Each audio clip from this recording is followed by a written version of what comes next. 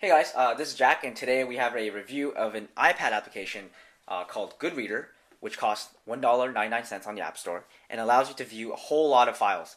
It allows you to view image files, video files, PDFs, iWork documents, Office documents, and like PowerPoint, Excel, and Word, and also PDFs. So it's a good viewer application. For example, if you have an ebook that's in PDF format and iBooks does not support it, you can easily use GoodReader to supplement that.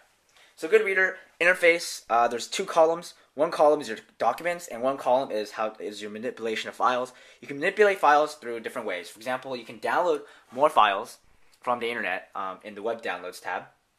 You can browse the web using the default browser, or you can enter a URL. So if you go to Safari and have a PDF file or like a manual, product manual that you want to download, just copy the URL and enter it in here, and it pops up the little window here, and enter it in, click OK, it will download, and it will pop up in the little downloads in progress tab section here.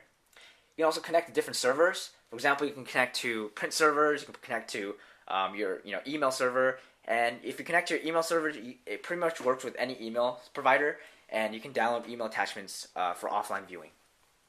When you manage files, you can select a few files. You can delete them, you can protect them, you can email them, and you can star them. You can put them in different folders. You can even have a new file. So really cool. There's a whole lot of options here. It's only $1.99. You can also find files. So for example, if you have a big library, which I don't have, but if you have a big library and you want to search for iPhone, and searching is dynamic, it shows up all the iPhone related files you have on the device. You also have a preview section, but preview usually drags the whole UI. It makes everything really laggy and buggy and slow. So I don't really turn it on that much. There's not really a point. And just to show you the power of GoodReader, it can open, for example, my physics textbook, which is 166 megabytes, and it views it just fine, no lagginess interface at all. And to prove it's 166 megabytes. I'm not sure if you can see that, but I'll try to zoom in as much as I can. 166 kilobytes, or megabytes here, right here. And it views it just fine, really fast. You can also scroll through like this, swipe or flicking through it, or you can use this little thing here. You can, scroll, fast scroll. And you can also show different tap zones. And you can, when you review an application, this document in full screen mode, you can use these different tap zones to navigate the document.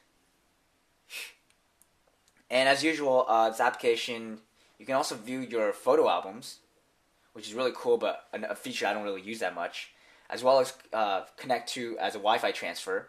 So another way to get files on here is through Wi-Fi transfer, but I don't really use that. I tend to use iTunes a lot more. In the settings, you can set different things for like viewing PDF files. You can have different modes like night mode, PDF links. You can do a whole lot. But for me, most settings, the default settings work just fine for me. And you can also change which port to use when you're doing Wi-Fi transfer, which is really important for some people. And that's it. You can also lock orientation, which is a really cool mode I have. And locking orientation basically locks the orientation to be this way. And even if you turn the device around to try to trick the accelerometer, it won't change.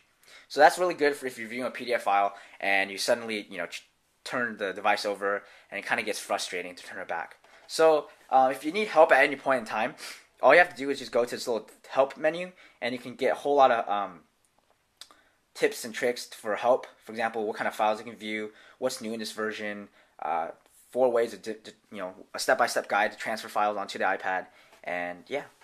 And also troubleshooting, which is good to have.